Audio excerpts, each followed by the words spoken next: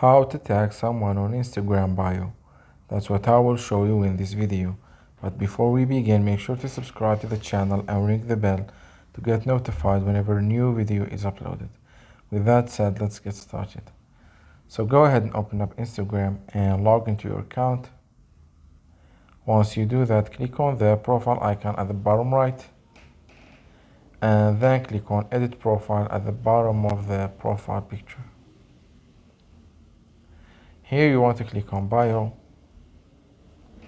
and in this page you will be able to mention and tag anyone you want by simply typing the @ symbol and then that person's name.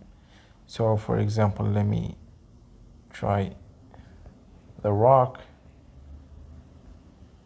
another one Kevin Hart for real, and etc. etc. You can literally mention and tag anyone you want.